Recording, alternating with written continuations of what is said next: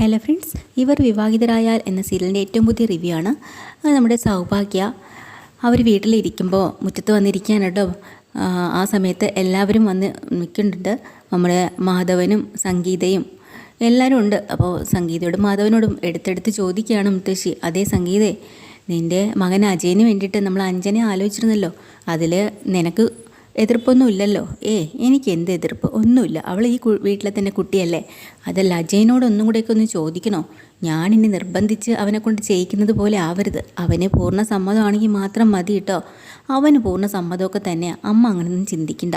ആ സമയത്ത് ഭവാനി അങ്ങോട്ട് വരുന്നുണ്ട്. അഞ്ജനയുണ്ട് കേട്ടോ. അഞ്ജന വന്ന് മുത്തശ്ശിയുടെ അടുത്ത് സോപ്പിടാൻ വേണ്ടി ഇരിക്കുന്നുണ്ട്. കാണുമ്പോൾ സ്നേഹവും, കാണാത്തപ്പോൾ അവരെ കുറ്റം പറയുകയും ചെയ്യാണല്ലോ എൻ്റെ സ്വഭാവം. അപ്പോൾ അടുത്ത് പിടിച്ചിരുത്തിയിട്ട് കുറച്ച് കല്യാണമൊക്കെ വരെയല്ലേ മോളെ, കുറച്ചുകൂടി സൗന്ദര്യമൊക്കെ കൂട്ടണ്ടേ, സുന്ദരി ആവണം എന്നൊക്കെ ഇങ്ങനെ സംസാരിക്കുമ്പോൾ അഞ്ജന പറയണ്ട അവിടെ ഇരുന്നും കൊണ്ട്, പിന്നെ മുത്തശ്ശിയല്ലേ ഈ വീട്ടിലെ ഏറ്റവും സുന്ദരി, മുത്തശ്ശി പോലെ മറ്റാർക്കെങ്കിലും ആവാൻ പറ്റുമോ? എന്തോരം സൗന്ദര്യമാണ്, ചെറുപ്പത്തിലപ്പോൾ എന്തോരം സൗന്ദര്യമായിരിക്കും.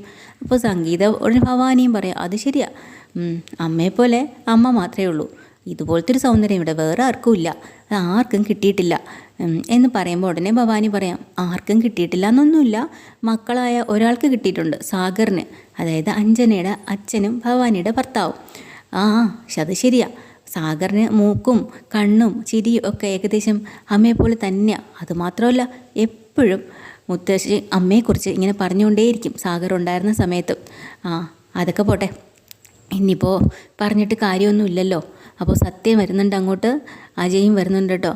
അപ്പോൾ തന്നെ രണ്ടുപേരോടും പറയുന്നുണ്ട്, അതെ കല്യാണത്തിൻ്റെ കാര്യങ്ങളുടെ ഇങ്ങനെ താമസിപ്പിച്ചാൽ പറ്റുമോ? എത്രയും വേഗം നമുക്ക് എല്ലാ കാര്യങ്ങളൊക്കെ ചെയ്യണ്ടേ? എല്ലാം നമുക്ക് ആരെ ഏൽപ്പിക്കണം? അപ്പോഴാണ് അഞ്ജന പറയുക, നമുക്ക് വല്യച്ഛനെ തന്നെ ഏൽപ്പിച്ചാൽ മതി. എന്നാൽ പിന്നെ എൻ്റെ അച്ഛൻ്റെ സ്ഥാനത്ത് വല്യച്ഛൻ തന്നെയല്ലേ, വല്യച്ഛനെ സോപ്പിട്ട് വെച്ചോളാം അമ്മ പറഞ്ഞിട്ടുണ്ടല്ലോ. എന്നാൽ അങ്ങനെ ആലോചിക്കാമെന്നും പറഞ്ഞ് നിൽക്കുമ്പോൾ സത്യം വരുവാണല്ലോ. സത്യനോട് ഈ കാര്യം ആലോചിക്കുകയാണ്, നമുക്ക് ഏതെങ്കിലും ഏതെങ്കിലും ഇവൻറ്റ് മാനേജ്മെൻറ്റിനെ ഏൽപ്പിച്ചാലോ, അവർ നല്ല രീതിയിൽ ഈ കല്യാണം നടത്തുമല്ലോ എന്നൊക്കെ. പക്ഷേ സത്യൻ്റെ മുഖം വല്ലാതെ വാടിയിരിക്കുകയാണ്. എന്താടാ പറ്റിയത്? അല്ല, നമ്മുടെ ഭൂമിയുടെ അച്ഛൻ മരിച്ചിട്ടിപ്പോൾ 2 ദിവസം ആയതല്ലേ ഉള്ളൂ, അടക്കം പോലും കഴിഞ്ഞിട്ടില്ല അമ്മേ, അതിനിടയ്ക്ക് നമ്മളിങ്ങനെയൊക്കെ ചെയ്യണം ശരിയാണോ? ഉടനെ തന്നെ ഭവാനി പറയാം, ഭൂമിയുടെ അച്ഛൻ മരിച്ചെങ്കിൽ മരിച്ചില്ലേ, അതിപ്പോൾ കൊന്നതാരാണെന്നും കണ്ടല്ലോ, അയാളുടെ ഭാര്യ തന്നെയല്ലേ എന്ന് പറയുമ്പോൾ അജയ് ഇത് കേട്ടോണ്ട് വരും കേട്ടോ. അപ്പോൾ അജയ് പറഞ്ഞിട്ടുണ്ട്, അങ്ങനെ സ്ഥിരീകരിക്കാറൊന്നും ആയിട്ടില്ല, വേറെ ആരോ ചെയ്തതായിട്ടാണ് എല്ലാവർക്കും തോന്നുന്നത്. എന്തായാലും അങ്ങനെ അമ്മയെ കുറ്റപ്പെടുത്താനും പറ്റില്ല, കാര്യങ്ങളിനി അന്വേഷിച്ച് കണ്ടുപിടിക്കണം എന്ന് അജയും പറയാണ്.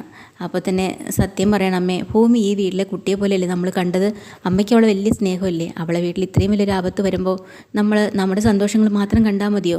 അവളുടെ അച്ഛൻ്റെ ചടങ്ങും കാര്യങ്ങളൊക്കെ കഴിയട്ടെ അമ്മേ, അത് കഴിഞ്ഞ് ആലോചിച്ചാൽ പോരെ, മതിയെന്ന് അവസാനം സൗഭാഗ്യം മുത്തശ്ശി പറയുന്നുണ്ട് കേട്ടോ. അവിടെ ഭവാനിക്ക് തീരെ പിടിക്കണില്ല, അഞ്ജനയ്ക്ക് ഇഷ്ടപ്പെടുന്നില്ല കേട്ടോ അതൊന്നും, ഭൂമിക്ക് വേണ്ടി സപ്പോർട്ട് പറയുന്നതുകൊണ്ടാണ്. ശരി, എന്നാൽ പിന്നെ ഇവരോടൊക്കെ അഭിപ്രായം ചോദിക്കുക, ഇപ്പോൾ ഇവർ പറയുന്നതിൻ്റെ കൂടെ നിന്നാലല്ലേ പറ്റുള്ളൂ, അതുകൊണ്ട് ഭവാനിയും അഞ്ജനയും കൂടെ പറയുന്നുണ്ട്, അത് മതി, അതെല്ലാം കഴിഞ്ഞിട്ട് മതി എന്ന് പറയാം. എന്നിട്ട് നേരെ റൂമിലേക്ക് പോവാണ് ഇവർ. സത്യനും അതുപോലെ അജയും കൂടെ നേരെ പോകുന്നത് ഭൂമിയുടെ വീട്ടിലേക്കാണ് കേട്ടോ. റൂമിലേക്ക് ചെന്ന ഭവാനി ഉടനെ തന്നെ മോളോട് പറയാം, എടി അഞ്ജനെ, കണ്ടോ നിൻ്റെ വല്യച്ഛൻ ഇപ്പം ആ ഭൂമിയുടെ അടുത്തേക്ക് ചാഞ്ഞ് പോകുന്നുണ്ടോ? ഇങ്ങനെയാണെങ്കിൽ മിക്കവാറും അയാൾ അവളെയും കൊണ്ട് കൂടി താമസിപ്പിക്കാൻ കൊണ്ടുപോകുന്ന എനിക്ക് തോന്നുന്നത്, മകളായിട്ട് അംഗീകരിക്കുമെന്നാണ് എനിക്ക് തോന്നുന്നത് എന്നൊക്കെ ഇങ്ങനെ പറയാം കേട്ടോ. അങ്ങനെ ഞാൻ സമ്മതിച്ചു കൊടുക്കില്ല, വിട്ടു കൊടുക്കില്ല. ആ കള്ളക്കളവി അവിടെ ഇരുന്ന് എന്തൊക്കെയാണ് പറയുന്നത്? എടി, മുത്തശ്ശി പറയുന്നത് തൽക്കാലം നീ അനുസരിക്കണം, പിന്നെ നമ്മളെല്ലാം അനുസരിക്കണമെന്ന് അവരെ ബോധിപ്പിച്ചുകൊണ്ടേയിരിക്കണം, മനസ്സിലായോ? എന്നിട്ട് നമ്മുടെ ലക്ഷ്യം എന്താ, അതിൽ വേണ്ടി മുന്നോട്ട് പൊക്കോണ്ടുമിരിക്കണം, മനസ്സിലായല്ലോ? പിന്നെ ചില രഹസ്യങ്ങളൊന്നും പുറത്ത് പറഞ്ഞേക്കരുത്, എല്ലാം ഉള്ളിൽ തന്നെ വെച്ചേക്കണം. അതൊക്കെ ശരി. ഇനി അടുത്ത ടാർഗറ്റ് എന്ന് പറയുന്നത് ആ ഭൂമിയാണ്. എന്താ അമ്മ പറഞ്ഞത്, അടുത്ത ടാർഗറ്റോ? അങ്ങനെയല്ല, അടുത്തത് ഇനി അവളെങ്ങനെയെങ്കിലും തീരണം, അല്ലെങ്കിൽ അവളെ ഞാൻ ഈ വീട്ടിനകത്ത് കയറ്റത്തില്ല എന്നൊക്കെ ഇങ്ങനെ പറയാം കേട്ടോ. ശരിക്കും പറഞ്ഞാൽ അഞ്ജനയ്ക്ക് അറിയില്ലല്ലോ ഭവാനിയാണിത് ചെയ്തതെന്ന്.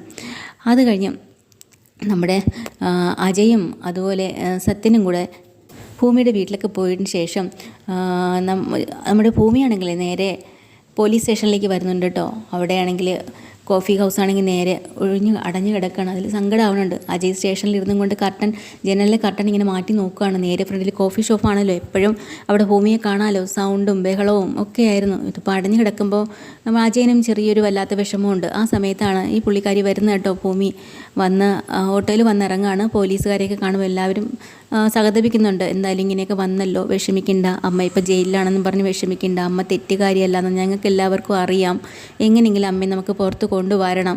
ഇപ്പോൾ CI സാറിനെ കാണാനാണോ ഭൂമിക വന്നേന്ന് ചോദിക്കട്ടോ. അപ്പോൾ ഭൂമി പറയുന്നത് അതെ, എനിക്ക് സാറിനെ ഒന്ന് കാണണം. അങ്ങനെ നേരെ അകത്തേക്ക് കയറി അജയിനെ കാണുകയാണ് കേട്ടോ. അപ്പോൾ അജയ് പറയുന്നുണ്ട്, അത് അമ്മയുടെ കാര്യം, ഇതൊക്കെ ഒരു ചടങ്ങിന് നമുക്ക് ചെയ്തല്ലേ പറ്റുള്ളൂ. എന്തായാലും FIR ഒക്കെ ഇട്ടിട്ടുണ്ട്. അമ്മയെ ഞാൻ ഇന്നലെ കുറച്ച് ചോദ്യം ചെയ്തിട്ടുണ്ടായിരുന്നു, പക്ഷേ അമ്മ അല്ല അത് ചെയ്തതെന്നാണ് പറയുന്നത്. എൻ്റെ അമ്മ അങ്ങനെ ചെയ്യില്ല എന്ന് ഭൂമിജ പറയാം കേട്ടോ. അതേ അമ്മയും പറഞ്ഞു. പക്ഷേ അമ്മ വേറൊരു കാര്യം കൂടെ പറഞ്ഞു, ആ മുറിക്കകത്ത് വേറൊരാൾ കൂടെ ഉണ്ടായിരുന്നു, മുഖം മൂടിയിട്ട ഒരാൾ, മുഖം കണ്ടില്ല എന്നാണ്. അത് കേൾക്കുമ്പോൾ ഭൂമി ഞെട്ടിപ്പോവാട്ടോ. ആരായിരിക്കും അതിനകത്തുണ്ടായിരുന്നത്? അപ്പോൾ അങ്ങനെയാവും ഇന്ന് സംഭവിച്ചത്. പെട്ടെന്ന് ഭൂമി പറയുന്നുണ്ട്, ഞാൻ കേസിൻ്റെ കാര്യങ്ങളൊന്നും അന്വേഷിക്കാനോ ചോദിക്കാനോ ഒന്നും വന്നതല്ല. ഞാൻ ഇന്ന് എൻ്റെ അച്ഛനെ പോസ്റ്റ്മോർട്ടം കഴിഞ്ഞിട്ട് കൊണ്ടുവരും, വൈകിട്ടതിന് ശേഷമെങ്കിലും അടക്കം നടത്തണം, ആ സമയത്ത് അമ്മയെ വിട്ട് കിട്ടണം, അമ്മയെ കൊണ്ടുവരണമെന്ന് പറയാം. അപ്പോഴാണ് അജയ് പറയാം, ഇന്നെന്തായാലും കോടതിയിലേക്ക് ഹാജരാക്കേണ്ടതാണല്ലോ, കോടതി ഹാജരാക്കുമ്പോൾ റിമാൻഡിൽ വിടും, ആ സമയത്ത് എൻ്റെ സ്വന്തം റിസ്കിൽ ഞാൻ അമ്മയെ അങ്ങോട്ട് കൊണ്ടുവന്നോളാം, ഒന്നുകൊണ്ടും പേടിക്കണ്ട. ഇപ്പോൾ അമ്മയെ കാണണമെന്നുണ്ടോ ഭൂമിജിക്ക്? എനിക്ക് അമ്മയെ കാണണം. അങ്ങനെ കാണാൻ ചെല്ലുക. അതിനകത്ത് കരഞ്ഞ് തളർന്നിരിക്കുകയാണ് അംബിക ജയിലിനകത്ത്. അമ്മേന്ന് വിളി കേൾക്കുന്നതും ഞെട്ടി ഉണരുന്ന, ഓടി വന്ന് മോളേന്ന് പറഞ്ഞ് അതിൻ്റെ അഴികളുടെ ഇടയിൽ കൂടെ കയ്യിൽ ഇങ്ങനെ കെട്ടിപ്പിടിച്ച് കരയാണ് കേട്ടോ. അവർ പൊട്ടി പൊട്ടി കരയുന്നുണ്ട്. എന്നിട്ട് അംബിക പറയാം, മോളെ അച്ചുവേട്ടനെ കൊന്നത് ഞാനാണെന്ന് ഇവരെല്ലാവരും പറയുന്നത്. 23 വർഷം എന്നെ ജീവനെ പോലെ പോറ്റിയ ആളാണ്, അയാളെ ഞാൻ കൊല്ലോ? ഇവരാരും വിശ്വസിക്കുന്നില്ല. എൻ്റെ മോളെങ്കിലും ഒരു തവണ അതൊന്ന് പറ, ഞാനല്ല ചെയ്തതെന്ന്. അപ്പോൾ ഭൂമിക്ക് സങ്കടമായിട്ട് പൊട്ടിപ്പോയിട്ടോ. ഭൂമി പറയുന്നുണ്ട്, അമ്മേ അത് ഞാൻ പറഞ്ഞിട്ടാണോ അറിയേണ്ടത്? അമ്മേ എനിക്കറിയില്ലേ? അറിയാം, അത് മതി, എനിക്കത് മാത്രം മതി. അമ്മ മോളെ, മുറിക്കകത്ത് വേറൊരാളുണ്ടായിരുന്നു, ഞാൻ കണ്ടതാ, പക്ഷെ മോഹം കാണാൻ പറ്റിയില്ല, മുഖം മൂടിയൊക്കെ ഇട്ടിട്ടുണ്ടായിരുന്നു എന്നിങ്ങനെ അംബിക പറയാ. അപ്പോൾ അപ്പോഴും ഭൂമിക്ക് ചെറിയൊരു സംശയമൊക്കെ തോന്നാണ് കേട്ടോ. എന്നിട്ട് പറയുന്നുണ്ട്, അമ്മയെ ഒന്നുകൊണ്ടും വിഷമിക്കണ്ട, ഞാൻ അമ്മയെ പുറത്ത് കൊണ്ടുവരും, സത്യം തെളിയും ഉറപ്പായിട്ടും എന്നിങ്ങനെ പറയുന്നുണ്ട് കേട്ടോ ഭൂമി. അപ്പോൾ അംബിക ചോദിക്കുന്നുണ്ട്, മോളെ നിനക്ക് വീട്ടിൽ ആരാ സഹായം? നീ ഒറ്റയ്ക്കായി പോയില്ലേ? അച്ഛനും പോയി, ഞാനും ഇവിടെ ആയി പോയില്ലേ? അമ്മ അതൊന്നും ആലോചിച്ച് വിഷമിക്കണ്ട, എനിക്ക് എല്ലാവരും ഉണ്ട്, അത് മതി.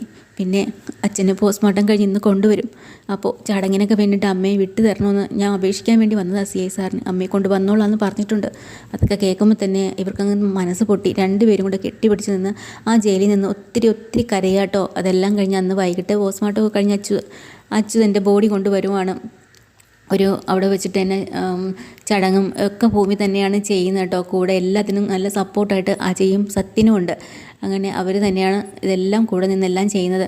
ചിതയെല്ലാം തീ കത്തുന്ന സമയത്ത് നമ്മളെ ഭൂമി തല കറങ്ങി അങ്ങ് വീണ് പോവുക. അങ്ങനെ അജയും സത്യനും കൂടെ ഓടിച്ചെന്ന് പിടിച്ച് താങ്ങിയിരുത്തുന്നുണ്ട്. അതൊക്കെ ചടങ്ങെല്ലാം കഴിഞ്ഞ് തിരിച്ച് അംബികേനെ ജയിലിൽ തന്നെ കൊണ്ടുപോവാം കേട്ടോ. അത് കഴിഞ്ഞ് നമ്മളെ ഭൂമി ഇങ്ങനെ ഓരോന്ന് ആലോചിക്കുകയാണ് വീട്ടിലെ കാര്യങ്ങൾ. വേറൊന്നുമില്ല, അച്ഛൻ തന്നെ നോക്കിയതും വളർത്തിയതും അവർ തമ്മിൽ ദിവസവും കളിച്ചും ചിരിച്ചും രാവിലെ ഉറക്കമൊഴിച്ച് ജോഗിങ്ങിന് പോകുന്നതും CCTV കൂടെ ഉള്ളതും ഇങ്ങനെ ഓരോന്നും നമ്മുടെ ഭൂമിയുടെ മനസ്സിലൂടെ ഇങ്ങനെ ഓടി കടന്നു പോവാണ് കേട്ടോ.